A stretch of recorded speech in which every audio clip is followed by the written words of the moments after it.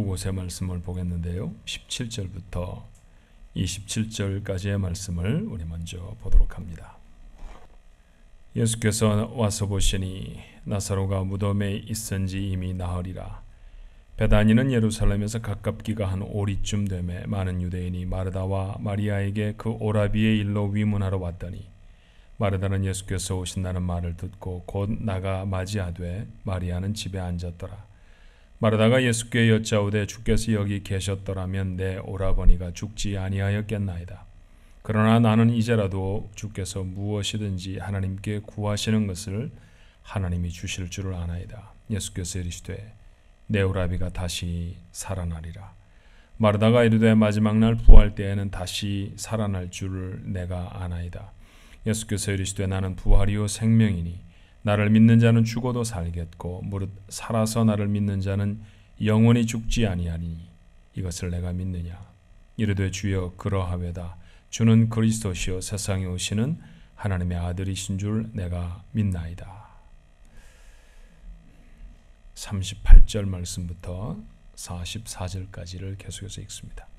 이에 예수께서 다시 속으로 비통히 여기시며 무덤에 가시니 무덤이 굴이라 돌로 막았거늘 예수께서 이르시되 돌을 옮겨 놓으라 하시니 그 죽은 자의 누이 마르다가 이르되 주여 죽은 지가 나흘이 되었음에 벌써 냄새가 나나이다. 예수께서 이르시되 내 말이 내가 믿으면 하나님의 영광을 보리라 하지 아니하였느냐 하시니 돌을 옮겨 놓으니 예수께서 눈을 들어 우러러 보시고 이르시되 아버지여 내 말을 들으신 것을 감사하나이다. 항상 내 말을 들으시는 줄을 내가 알았나이다. 그러나 이 말씀 하옵는 것은 둘러선 무리를 위함이니 곧 아버지께서 나를 보내신 것을 그들로 믿게 하려 함이니이다.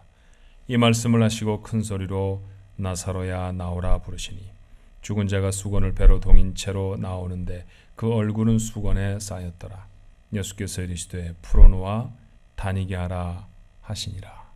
아멘. 교회가 전통적으로 부활주일이면 갖는 인사가 있습니다. 누군가가 예수님이 부활하셨습니다 이렇게 이야기를 하면 그 인사를 받는 사람이 정말 부활하셨습니다 이렇게 인사를 주고받곤 했었어요. 오늘 조금 바꿔볼까요? 네, 한 분이 예수님이 부활하셨습니다 이렇게 인사하시면 다른 분은 나도 살리실 것입니다. 그렇게 한번 대답하면 어떨까요? 자, 부활주일 아침 인사 한번 나눠보십시다.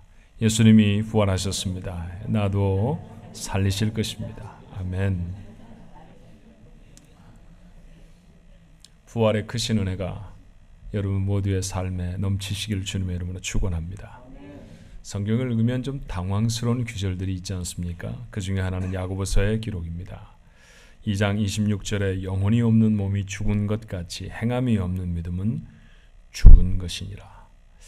죽은 믿음이 있다라고 하는 선언은 분명히 당황스러운 것이죠. 삶에 아무런 능력을 발휘할 수도 없는 믿음. 지적인 동의는 하지만 가슴을 뜨겁게 하지는 못하는 믿음. 관습에 젖어서 그런 줄은 알고 있지만 실제에 닥쳐지면 받아들이지 못하는 진리. 이런 것을 가리켜 죽은 믿음이라고 말하는 것 아닐까요? 특히 우리는 주님의 부활하심과 우리의 부활 앞에 자주 회의하게 됩니다. 정말 살아나셨을까? 나도 정말 살 수 있을까? 그러나 부활은 기독교 진리의 정수입니다. 만약 이것이 흔들린다고 하면 그 위에 아무것도 세울 수가 없어요. 오늘 본문은 이 진리를 분명하게 확인시키시려고 하나님이 동원하신 한 사건을 소개하지요. 베다니에 사는 나사로의 가정과 주님은 굉장히 친밀한 교제를 가지셨습니다. 그런데 그 나사로가 갑자기 죽어요. 전도 여행을 하시던 주님이 행로를 바꿔서 베다니에 오십니다. 오라비의 죽음 앞에 오열하는 마르다와 마리아를 만나셨죠. 23절의 말씀에 그 슬퍼하는 여인들에게 주님은 말씀하십니다. 내 오라비가 다시 살리라. 어쩌면 가장 기다려온 말씀 아닐까요? 이에 대해서 마르다가 한 대답은 이랬습니다. 24절이죠. 마지막 날 부활에는 다시 살 줄을 내가 아나이다. 지금은 아닙니다. 그런 뜻이죠. 겉으로만 보면 훌륭한 신앙 고백일 수도 있습니다만 그러나 예수님은 베드로가 신앙 고백을 했을 때처럼 칭찬하지 않으십니다. 도리어 뭔가 좀 부족하다는 듯이 다시 한번 힘을 주어서 가르치시죠. 우리가 너무나 잘 아는 말씀이 이어집니다. 25절로 26절에 예수께서 이르시되 나는 부활이요 생명이니 나를 믿는 자는 죽어도 살겠고 무릇 살아서 나를 믿는 자는 영원히 죽지 아니하리니 이것을 내가 믿느냐. 24절 그리고 25절 사이에는 그것뿐이냐라고 꾸중하시는 주님의 물음표와 도대체 뭐가 잘못됐단 말입니까? 라고 묻는 마르다의 의아함이 내포되어 있는 것 같습니다. 사실 25절의 말씀은 예수님이 마르다의 믿음에서 부족한 것이 무엇인가를 일깨워주는 내용이죠. 자, 우리말로 좀 풀어서 말하면 이런 표현 정도가 될 거예요. 마르다야, 나를 그 정도로밖에 보지 않니? 마지막 날이 되어야 너의 오라비를 살릴 수 있고 지금은 전혀 손을 쓸 수 없는 그런 사람이란 말이냐. 내가 크게 오해하고 있구나. 내가 분명히 다시 말하마. 나는 부활이요 생명이니. 그런 말씀입니다. 부정적으로 말한다면 마르다의 믿음이 잘못되어졌다는 것을 지적하는 엄한 꾸중일 수도 있죠. 그 이야기를 듣고 난 다음에 마르다가 한 고백이 27절입니다. 이르되 주여 그러하외다. 주는 그리스도시요 세상에 오시는 하나님의 아들이신 줄을 내가 믿나이다. 조금 더 믿음이 나아졌나요? 그런데 여러분, 많은 그리스도인들이 여기까지는 와 있습니다. 그러나 성경은 대부분의 우리가 어떻게 잘못되어져 있는가를 계속해서 지적하고 있습니다. 예수님은 마르다를 데리고 나사로의 무덤으로 가셨죠. 벌써 장사를 지낸 지 나흘이나 됐어요. 근동지방, 중동지방은 더운 지방 아닙니까? 이미 시체는 부패되기 시작했을 것이고요. 그리고 무덤 근처에는 불쾌한 냄새로 가득 차 있습니다. 그때 예수님은 무덤에 돌을 옮겨 놓으라고 하십니다. 왜 그러셨을까요? 여러분은 왜 그렇게 하셨다고 생각하십니까? 나서로 내가 얼굴도 못 보고 죽었으니까 얼굴이나 한번 더 봐야 되겠다, 그런 말씀입니까? 그런 뜻 아닙니다. 무덤을 막았던 돌을 굴려 놓으라고 하시는 까닭은 그 안에 들어있는 자를 시체가 아닌 살아있는 자로 만드시겠다는 말입니다. 다시 말하면 살려주시겠다는 말씀이죠. 얼마나 기대하고 고대했던 말씀이어야 합니까? 그런데 마르다의 대답이 이랬습니다. 39절에 그 죽은 자의 누이 마르다가 이르되 주여 죽은 지가 나흘이 되었음에 벌써 냄새가 나나이다. 죽은 지 조금 지났으면 혹시 모르는데 이미 살이 썩었습니다. 이미 냄새가 납니다. 그러니 살릴 수 있다는 얘기입니까? 살릴 수 없다는 얘기입니까? 살릴 수 없다는 얘기입니다. 살아날 수 없다는 이야기죠. 마지막 날에 다시 살아날 것이라던, 주는 그리스도시요 하나님의 아들이시다던 그 신앙 고백과는 얼마나 많이 다른지 몰라요. 당연한 자인의 한계를 벗어나지 못하는 연약한 믿음, 죽은 믿음의 전형입니다. 아마도 그녀가 예수님이 부활이시라는 사실을 진짜로 믿었다고 하면 그렇게 반응하지는 않았을 거예요. 그렇습니다.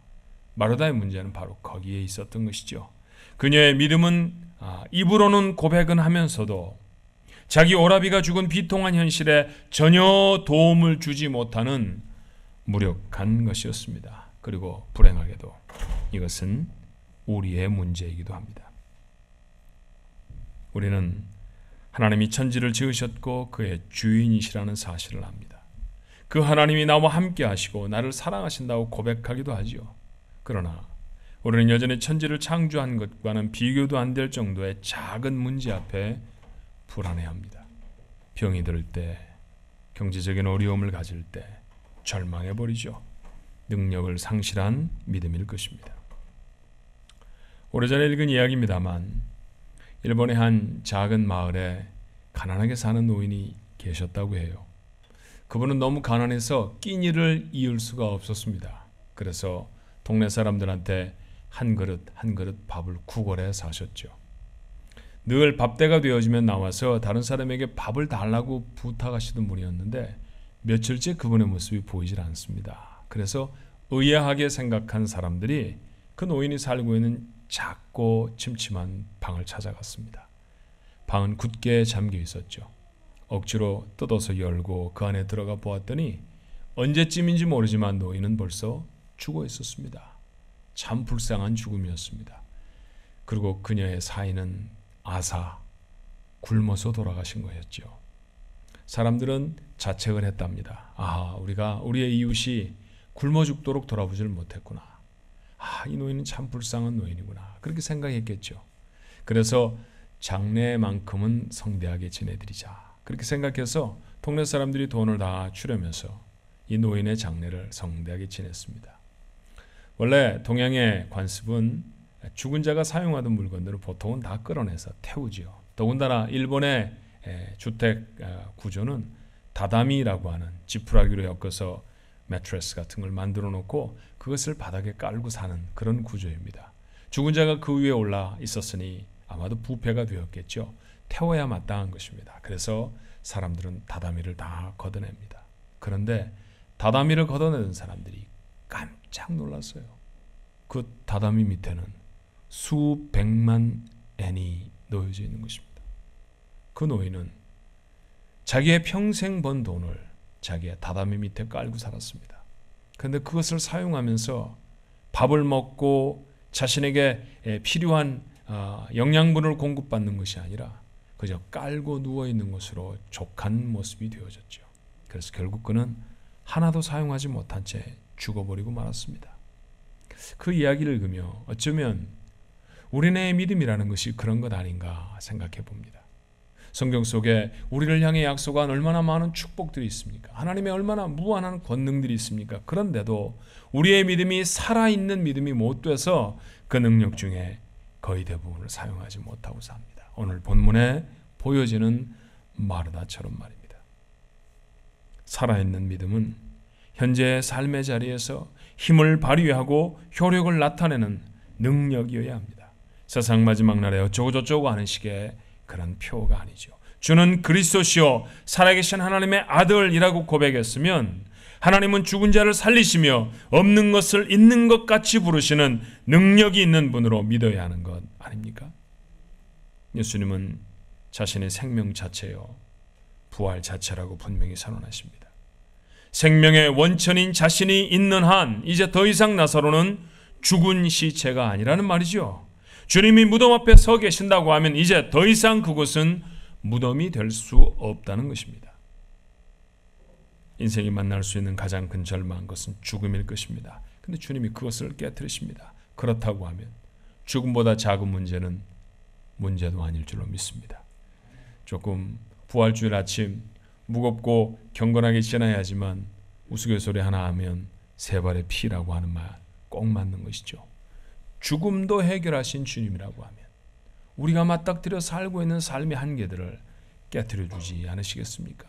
그것이 깨질 수 있다고 믿고 그 앞에서 믿음을 붙잡고 행하는 삶, 그것이 바로 살아있는 부활신앙을 소유한 사람이죠. 주님은 말씀하세요. 나는 부활이요 생명이니 나를 믿는 자는 죽어도 살겠고 무릇 살아서 나를 믿는 자는 영원히 죽지 아니하리라. 믿음은 죽음을 이긴다라고 하는 약속입니다. 믿음이 이렇게 강한 줄로 믿습니다. 주께서 죽은 지 나흘이나 된 나사로를 살리십니다. 주님이 친히 죽음을 깨고 부활하셨습니다. 그 주님을 가슴에 소유하는 것, 그것이 살아있는 부활신앙을 가진 사람이죠. 바울은 이렇게 고백합니다. 빌립보 1장 21절에 이는 내게 사는 것이 그리스도니 죽는 것도 유익함이라. 바울은 참 강한 사람이었습니다. 성경 속에 나타난 신약 성경, 적어도 신약 성경 속에 나타난 사람 중에 바울보다 강한 사람을 찾기가 어렵죠. 바울은 왜 강했을까요? 그가 출중한 학문을 가지고 있었기 때문입니까? 그는 남이 가지고 있지 못한 신분을 가지고 있었습니다만 그 신분 때문에 그가 강했던 것일까요? 아니었습니다. 그는 바로 부활의 주님을 소유함으로 죽음을 극복한 사람이었기 때문에 가장 강한 인생으로 살아갈 수가 있었습니다. 이 세상에 정말로 강한 사람이 누굴까요? 죽는 게 무섭지 않은 사람이죠. 죽음을 극복한 사람, 그는 부활 신앙을 소유한 사람일 줄로 믿습니다. 누구든지 살아있는 부활 신앙을 소유하기만 하면 현실에서 직면하는 여러 가지 문제를 놓고 그것을 보는 눈, 그것을 생각하는 마음, 그것을 다루는 태도가 바뀌게 될 것입니다. 부활의 주인공이 서 계시는 그 자리에 슬픔이, 실패가, 고통이 함께할 수 없기 때문입니다. 그렇게 살다 간 사람들의 이야기가 있습니다. 영국 덜햄이라는 지역, 그곳에 석탄광이 있는데 그 광이 무너질 때 164명의 광부들이 생매장을 당한 적이 있었습니다. 한 사람도 구조되지 못했고요. 그래서 결국 구조대원들은 시체를 발굴하게 되어졌죠. 그런데 그들의 시신을 발굴할 때 글이 쓰여져 있는 판자 하나가 함께 발굴되었습니다. 그 판자에는 이렇게 쓰여져 있었다고 합니다. 주님이 우리와 같이 하십니다. 우리는 갈 준비가 되었습니다. 주여 축복하소서. 우리는 대단히 유쾌한 기도회를 가졌습니다. 모든 사람은 영원한 영광을 위해 준비가 되었습니다. 화요일 오후 2시. 깜깜한 칠흑 같은 경도였겠죠. 살아날 가능성이 거의 없는 그곳에서 그들은 유쾌한 기도회를 가졌다고 했습니다. 무엇이 공포를 극복하게 했을까요? 무엇이 그들에게 닥친 그들의 코앞에 와 있는 죽음의 내음을 삶의 향기로 바꾸어 맞게 했을까요? 부활하신 주님에 대한 소망입니다. 살리실 것입니다. 다시 살아날 것입니다. 주께서 나와 함께 하십니다. 그것이 그들을 그토록 담대한 사람으로 만들었습니다. 그들은 부활과 영생을 믿고 세상을 떠났죠. 사랑하는 중앙가족 여러분, 삶에 지쳐 있으십니까? 말끝마다 어느 때보다 힘든 때를 살아간다라고 말합니다. 어느 때보다 힘들다는 게 솔직히 말하면 이제 그만 좀 했으면 좋겠어요. 좁혀 말하면 돈 때문 아닙니까? 돈 못 벌어서 죽겠다는 얘기 아니에요. 세상에는 돈 말고도 수없이 많은 문제들이 있다는 사실을 압니다. 그런데 경제적인 어려움이 접하니까 죽을 것 같습니다. 너무 힘듭니다. 온 사방에서 그런 소리들이 막 나타나고 있습니다. 예, 경제적인 어려움은 우리를 고통스럽게 합니다. 매우 괴롭지요. 그래서 우리의 삶이 지쳐서 날개가 부러진 새처럼 그렇게 축 처져 버렸는지 모릅니다. 그렇게 혹시 이 아침에 올라오셨나요? 마르다처럼 울고 서 계십니까? 예수님이 오늘 여러분에게 말씀하십니다. 나는 부활이요 생명이니 나를 믿는 자는 죽어도 살겠고 무릇 살아서 나를 믿는 자는 영원히 죽지 아니하리니 이것을 내가 믿느냐? 뭐라고 대답하시겠습니까? 아멘이죠. 죽은 자를 살리신 주님, 죽으셨던 당신이 스스로 살아나신 주님, 내 죽었던 내 무너졌던 문제도 회복시키시고 다시 살리실 줄로 믿습니다. 그 부활의 신앙에 의지해서 여러분의 남은 날을 힘있고 능력 있게 살아가는 모두가 되시기를 주님의 이름으로 축원합니다. 기도하십시다. 어렵고 힘들게 사는 주의 백성들이 부활의 아침에 올라와 하나님 허락하신 메시지를 듣습니다. 이 메시지가 우리의 삶에 힘이 되게 하여 주옵소서.